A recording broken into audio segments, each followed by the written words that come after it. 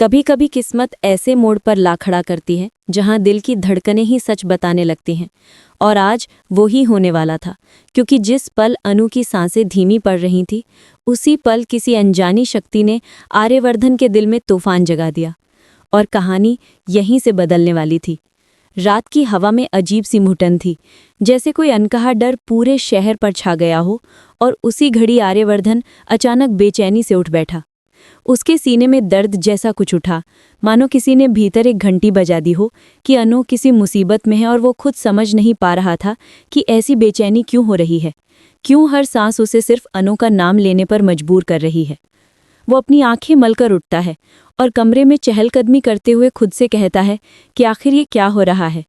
क्यों उसे महसूस हो रहा है कि अनु कहीं रो रही है, कहीं डर रही है, कहीं उसकी जान पर कोई खतरा मंडरा रहा है।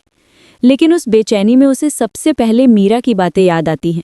वही मीरा जो बार बार उसे समझाती रही कि अनु उसके लिए ठीक नहीं है, अनु उसके लायक नहीं है, अनु सिर्फ एक परेशानी है और उसे उससे दूर रहना चाहिए। मगर आज ना जाने क्यों उसका दिल मीरा की कोई बात मान ही नहीं रहा था। वो खुद से कहता है कि मीरा जो कहती है वो सही क्यों नहीं लग रहा। क्यों ऐसा लग रहा है कि मीरा ने बहुत कुछ छुपाया है, कुछ ऐसा जो अगर सच सामने आ जाए तो सब बदल जाएगा। और तभी उसके मन में एक अनजानी आवाज़ उठती है, अनु खतरे में है, कुछ बहुत गलत हो रहा है, उसे अभी तुरंत उसके पास पहुंचने की ज़रूरत है। आर्यवर्धन बिना समय गवाए फ़ोन उठाता है, लेकिन फिर रुक जाता है। उसे समझ नहीं आता सबसे पहले किसके पास जाए, किससे पूछे, किसे कॉल करे। क्योंकि अनु उससे दूर रहती है, उसके घर तक पहुंचना आसान नहीं, और वो किसी को बिना वजह परेशान भी नहीं करना चाहता। लेकिन बेचैनी अब चुभन बन चुकी थी, जैसे कोई कह रहा हो कि एक पल की देरी भी भारी पड़ सकती है। वो कमरे में रुककर गहरी सांस लेता है और अचानक उसके जहन में सिर्फ एक नाम चमकता है, गोपाल जी, अनु के पापा। वही जो हर हाल में अपनी बेटी का साथ देते हैं, वही जिनकी आवाज़ हमेशा कंप आती है जब भी अनु की बात आती है। और उसी पल आर्यवर्धन को लगता है कि शायद वही उसे सच बताएंगे। वो बिना देर किए नंबर मिलाता है और कुछ सेकंड बाद फ़ोन उठते ही उसे सिर्फ रोने की आवाज़ सुनाई देती है। वो चौंक कर पूछता है, गोपाल जी, क्या हुआ? आप रो क्यों रहे हैं? सब ठीक है ना? लेकिन आवाज़ टूटती रहती है, जैसे शब्द भी निकलने से डर रहे हों। और आखिरकार कांपती हुई आवाज़ में गोपाल कहते हैं, आर्यवर्धन बेटा, अनु, मेरी अनु। और उनके शब्द वही अटक जाते हैं, क्योंकि वो रो नहीं रहे थे, जैसे टूट रहे हों, बिखर रहे हों। और यही सुनकर आर्यवर्धन की सांसें तेज हो जाती हैं, उसके पैरों तले ज़मीन जैसे खिसक जाती है। वो बेचैन होकर कहता है, गोपाल जी प्लीज़ साफ साफ बताइए, अनु को क्या हुआ? कुछ क्षण की खामोशी के बाद गोपाल बोलते हैं, अनु की हालत बहुत खराब है बेटा, बहुत ज़्यादा।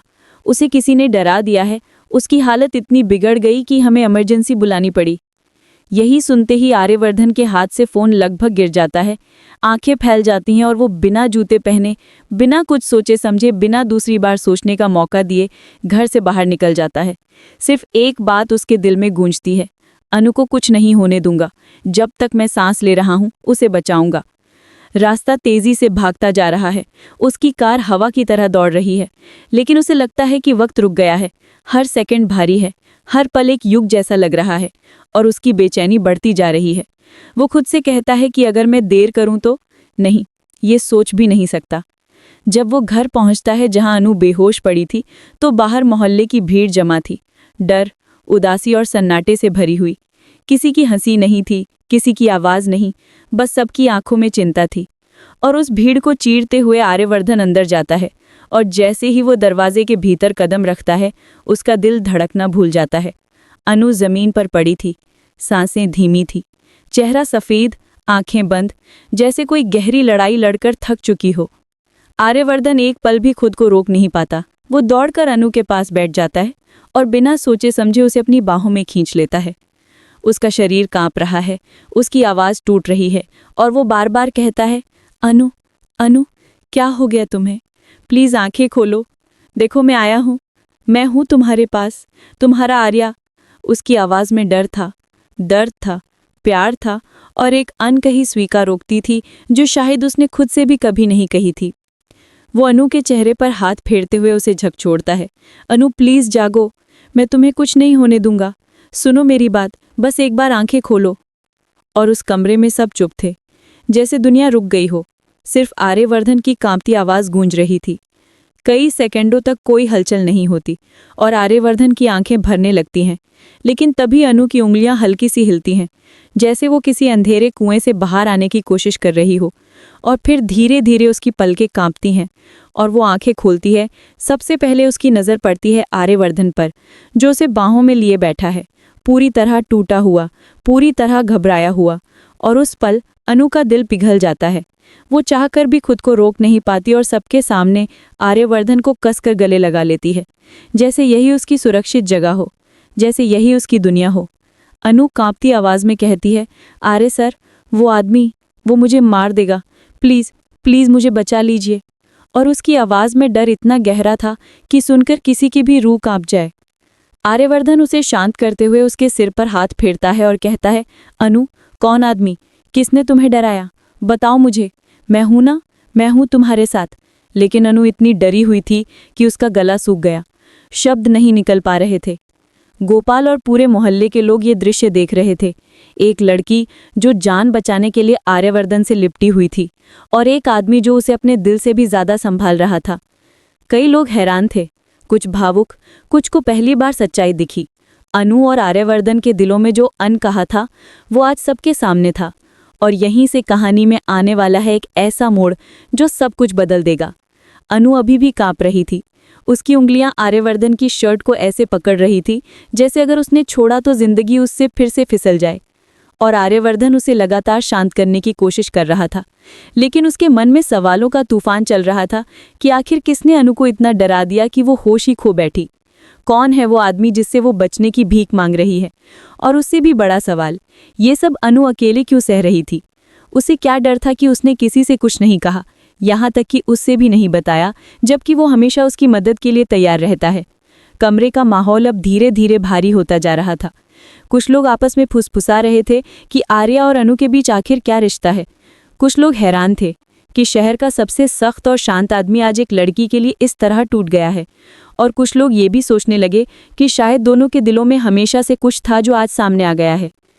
आर्यवर्धन ने धीरे से अनु का हाथ पकड़ा और उसे भरोसा दिलाने की कोशिश करते हुए कहा, अनु, मुझे बताओ वो आदमी कौन है? मैं तुम्हारे साथ हूँ। जब तक मैं हूँ तुम्हें कोई छू भी नहीं सकता। बस एक बार मुझे सच बता दो। लेकिन अनु सिर हिलाकर रोते हुए कहती है, नहीं नहीं, वो बहुत खतरनाक है। अगर मैंने उसका नाम लिया तो। और उसके बाद उसका कंठ बैठ जाता है, जैसे कोई बोलने की ताकत ही ना बची हो। उसके चेहरे पर डर की छाया इतनी गहरी थी कि उसे देखकर कोई भी समझ सकता था कि उसने कुछ ऐसा देखा है जिसने उसकी रूह हिला दी है। गोपाल जी पास खड़े थे। उनकी आंखें लाल थी, चेहरा थका हुआ और दिल टूटा हुआ। वो कंधे से दीवार पकड़कर खड़े थे और बार बार हिम्मत जुटाकर कहते, बेटा, कुछ नहीं होगा, आर्यवर्धन आ गया है, अब सब ठीक हो जाएगा। लेकिन उनकी खुद की आवाज़ कांप रही थी। आर्यवर्धन ने उन्हें देखकर समझ लिया कि बात बहुत गंभीर है। सिर्फ डर या सदमा नहीं, कुछ बड़ा हुआ है, कुछ ऐसा जिसकी जड़ किसी खतरनाक इंसान तक जाती है। आर्यवर्धन ने गहरी सांस लेते हुए अनु के माथे पर हाथ रखा और धीमे स्वर में कहा, अनु, मैं वादा करता हूँ, तुम जो भी कहोगी, सच बताओगी, उसका नाम लोगी, मैं उसका अंत कर दूंगा। तुम पर कोई हाथ भी कैसे उठा सकता है, ये सोचकर ही खून खौल रहा है। बस मुझ पर भरोसा रखो। अनु धीरे धीरे शांत होने लगी। उसकी सांसें थोड़ी स्थिर हुईं और वो सिर उठाकर आर्यवर्धन के चेहरे को देखने लगी, जैसे पहली बार उसे समझ आ रहा हो कि उसके डर से बड़ा कोई है, जो उसके लिए लड़ सकता है, जो उसके लिए खड़ा है और जिसका हाथ उसके हाथ पर आते ही उसके भीतर की कंपी थम जाती है। तभी बाहर मोहल्ले की भीड़ और बढ़ने लगी। कुछ लोग इस बारे में बातें कर रहे थे कि क्या आर्या और अनु के बीच कोई रिश्ता है, क्या ये बस दोस्ती से ज़्यादा है, क्या ये प्यार है या जिम्मेदारी। और कुछ लोग तो ये भी सोचने लगे कि अगर सच में दोनों एक दूसरे को चाहते हैं तो गोपाल जी क्या मान जाएंगे, समाज क्या कहेगा और मीरा ये सब सुनकर क्या करेगी। इन सवालों का बोझ अभी किसी के पास जवाब नहीं था, लेकिन एक बात साफ थी, आज का दिन सब कुछ बदल देगा। इसी दौरान भीड़ में किसी ने कहा कि शायद पुलिस को बुलाना चाहिए, क्योंकि जिस आदमी ने अनु को डराया है वो कभी भी फिर से वापस आ सकता है। और ये सुनकर आर्यवर्धन के भीतर गुस्सा और बढ़ गया। उसने अनु का हाथ कसकर पकड़ा और पूछा, अनु, क्या वो आदमी आज यहाँ आया था? क्या उसने तुम्हें धमकाया? अनु ने सिर हिलाया, उसकी आंखें फिर भर आईं और उसने कांपती आवाज में कहा, हाँ, वो मेरे पीछे पड़ा है। कहता है कि अगर मैंने उसके खिलाफ मुंह खोला तो, और फिर वो वाक्य पूरा नहीं कर पाई। आर्यवर्धन का गुस्सा उफान पर था। उसकी आंखें लाल हो गई थीं।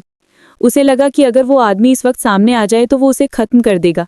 लेकिन इसी पल जब सारी नजरें अनु पर थीं, मीरा की आंखों में एक अजीब चमक दिखाई दी, जैसे उन्हें पहली बार समझ आ रहा हो कि आर्यवर्धन की बेचैनी सिर्फ चिंता नहीं थी, वो कुछ और था, कुछ गहरा, कुछ ऐसा जो इंसान को तोड़ भी देता है और बना भी देता है। गोपाल जी धीरे से आर्यवर्धन के पास आकर कहा, बेटा, तुम अनु के लिए इतना परेशान हो, इतना रो रहे हो, तुम सच में। और उनका वाक्य हवा में ही रुक गया, क्योंकि अनु ने अचानक आर्यवर्धन की ओर सिर झुकाकर कहा, आर्य सर, प्लीज मुझे अकेला मत छोड़ना, मुझे बहुत डर लग रहा है। और ये सुनकर गोपाल जी को जो समझना चाहिए था शायद वो समझ ही गए। अन्नू की आंखों लेकिन में सच अभी कभी भी डर इतना बाकी आसान था, नहीं होता, लेकिन उसके क्योंकि भीतर बाहरी कहीं ये खतरा तो भरोसा था भी ही। जाग चुका था अब एक और कि जब तक आर्यवर्धन उसके पास है कोई उसे छू भी नहीं सकता। और आर्यवर्धन का चेहरा देखकर ये साफ दिख रहा था कि अब ये मामला सिर्फ चिंता या सहानुभूति का नहीं रहा, ये उससे कहीं गहरा था, कुछ ऐसा जो अब उसकी रगों में दौड़ रहा था और जिसे रोकना नामुमकिन था। मीरा की उपस्थिति कमरे में एक साया बनकर खड़ी थी। उसकी आंखें लगातार अन्नू और आर्यवर्धन की नज़दीकियों को तौल रही थी और उसके भीतर से निकलने वाला क्रोध किसी ज्वालामुखी की तरह दबा हुआ था। लेकिन वो जानती थी कि इस वक्त कुछ कहना उसके खिलाफ जाएगा, इसलिए वो बस मुस्कुराहट का झूठा मुखौटा पहनकर खड़ी रही। तभी आर्यवर्धन ने अन्नू के चेहरे से आंसू पोंछते हुए कहा, अन्नू, मैं तुम्हें इस हालत में नहीं छोड़ सकता। अभी के अभी डॉक्टर को बुलाते और उसके बाद हम पुलिस में भी शिकायत करेंगे। ये सुनकर अन्नू ने उसका हाथ और कसकर पकड़ लिया, जैसे उसे डर था कि कहीं ये सब सुनकर वो फिर दूर न चला जाए। लेकिन आर्यवर्धन ने धीरे से कहा, मैं कहीं नहीं जा रहा, तुमसे वादा है।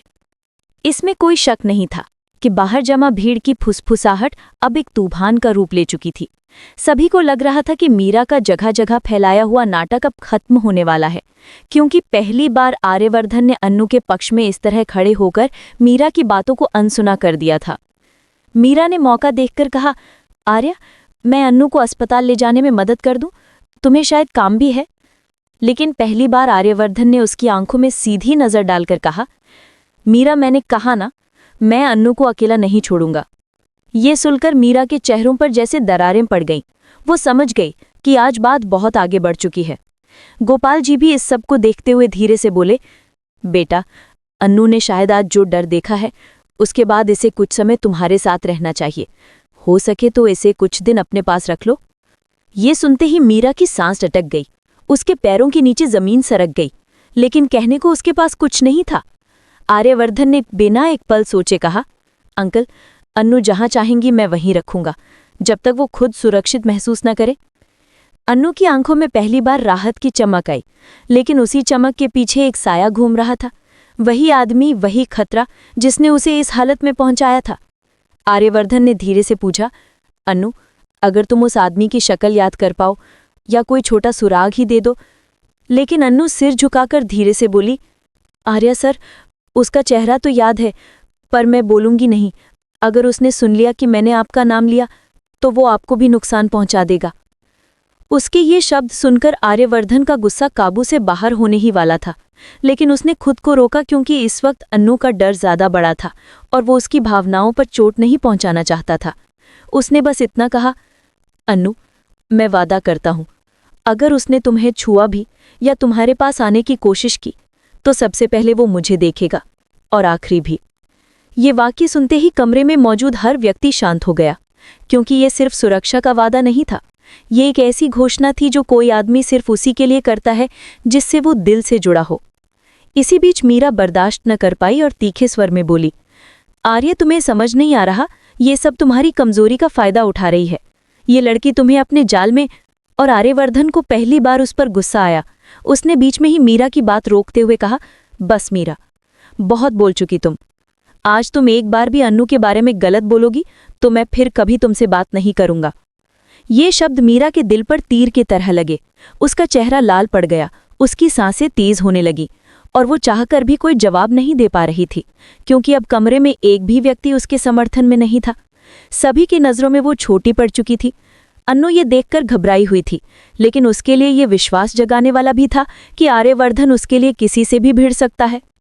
मीरा ने गुस्से में कमरे से बाहर कदम रखा, लेकिन जाने से पहले उसने एक बात जोर देकर कही, आर्या, तुम्हें समझ नहीं आ रहा, ये सब तुम्हारी कमजोरी का फायदा उठा रही है। ये लड़की तुम्हें अपने जाल में।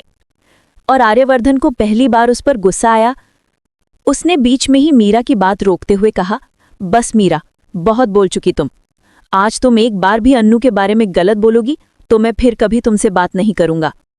ये शब्द मीरा के दिल पर तीर की तरह लगे। उसका चेहरा लाल पड़ गया, उसकी सांसें तेज होने लगी और वो चाहकर भी कोई जवाब नहीं दे पा रही थी, क्योंकि अब कमरे में एक भी व्यक्ति उसके समर्थन में नहीं था। सभी की नजरों में वो छोटी पड़ चुकी थी। अन्नू ये देखकर घबराई हुई थी, लेकिन उसके लिए ये विश्वास जगाने वाला भी था कि आर्यवर्धन उसके लिए किसी से भी भिड़ सकता है। मीरा ने गुस्से में कमरे से बाहर कदम रखा, लेकिन जाने से पहले उसने एक बात जोर देकर कही, आर्या, तुम्हें समझ नहीं आ रहा, ये सब तुम्हारी कमजोरी का फायदा उठा रही है। ये लड़की तुम्हें अपने जाल में। और वो चली गई। अन्नू ने तुरंत सिर झुका लिया, जैसे उसे लगा कि कहीं आर्यवर्धन को मीरा की ये बात सच न लगे। लेकिन आर्यवर्धन ने उसके माथे को हल्के से छूते हुए कहा, मीरा जो कहती है वो अब मेरे लिए मायने नहीं रखता। तुम रखती हो, तुम्हारी सुरक्षा रखती है, तुम्हारा डर भी मेरे लिए मायने रखता है। वो अन्नू को धीरे से उठाता है, उसे सहारा देता है और कहता है, चलो अस्पताल चलते हैं। गोपाल जी, मोहल्ले वाले सब रास्ता देते हैं। जैसे एक दुल्हन अपने घर से निकलती है, वैसे ही अन्नू धीरे धीरे आर्यवर्धन के साथ कदम बढ़ाती है और उसके हर कदम में ये भरोसा है कि वो आज अकेली नहीं है। अस्पताल पहुंचते ही डॉक्टरों ने अन्नू को टेस्ट के लिए अंदर ले लिया और उस दौरान आर्यवर्धन बाहर बेचैन होकर चहलकदमी कर रहा था। उसके हाथ कांप रहे थे, उसकी सांसें तेज थीं और वो खुद को कह रहा था कि काश वो अन्नू को पहले ही बता देता कि उसके दिल में क्या है। काश वो उस पर पहले भरोसा कर लेता, काश वो मीरा के बातों में ना आता, तो शायद अन्नू ये डर कभी महसूस न करती। कुछ लोग उसे समझा रहे थे, कुछ उसे धीरज दे रहे थे, लेकिन उसकी नज़रें हर सेकंड उस दरवाजे पर ही लगी थीं जहां से अन्नू को बाहर आना था। और जब आखिरकार डॉक्टर बाहर आए और बोले कि अन्नू की जान को अब कोई खतरा नहीं है, तो सबसे गहरी सांस आर्यवर्धन ने ली, जैसे उसे अपनी ही जान वापस मिल गई हो। अन्नू को कमरे में शिफ्ट किया गया और जब आर्यवर्धन उसके पास गया तो उसने आंखें खोलकर उसकी तरफ देखा, जैसे किसी अंधेरे कमरे में अचानक रोशनी जल उठी हो। उसने धीमे से कहा, आर्य सर, आप आए ना। आर्यवर्धन की आंखें भीग गई और वो उसके पास बैठते हुए बोला, हाँ अन्नू, और जब तक तुम ठीक नहीं हो जाती मैं कहीं नहीं जाऊंगा। अन्नू ने हल्की सी मुस्कान दी, वही मासूम मुस्कान जो हमेशा उसे पिघला देती थी, और बोली, अगर आप नहीं आते तो शायद मैं वापस नहीं आती। ये सुनकर आर्यवर्धन के दिल में कुछ टूटकर फिर से जुड़ा, धीमे से, दर्द के साथ, प्यार के साथ। कहानी का माहौल अब बदल चुका था, जैसे प्रकृति भी जानती थी कि दो दिल अब एक दूसरे के बिना नहीं रह सकते। लेकिन वही कहीं अस्पताल के बाहर एक परछाई खड़ी देखकर सब कुछ सुन रही थी। वही आदमी, वही खतरा, वही दुश्मन, जिसका सिर नीचा था पर आंखें आग से भरी थी। उसने अपने होंठ भींचकर कहा, अन्नू, तुम्हें लगा तुम बच गई? अब तो खेल शुरू हुआ है। आर्यवर्धन को इस शाया का अंदाजा नहीं था, लेकिन उसे इतना जरूर पता था कि ये खतरा अभी खत्म नहीं हुआ है। इसलिए उसने अन्नू का हाथ पकड़ा और बोला, अब मैं तुम्हारे साथ हर कदम चलूंगा, चाहे जो भी हो जाए, चाहे कोई कितना भी बड़ा दुश्मन क्यों ना हो। अन्नू की आंखों में चमक आई, डर की नहीं, भरोसे की। और यही कहानी की असली शुरुआत थी। अगर आपको इस कहानी का अगला पार्ट, अगला ट्विस्ट और उस रहस्यमयी आदमी की पूरी कहानी चाहिए, तो बस बताइए। आपके एक संदेश से कहानी की दुनिया आगे बढ़ जाती है।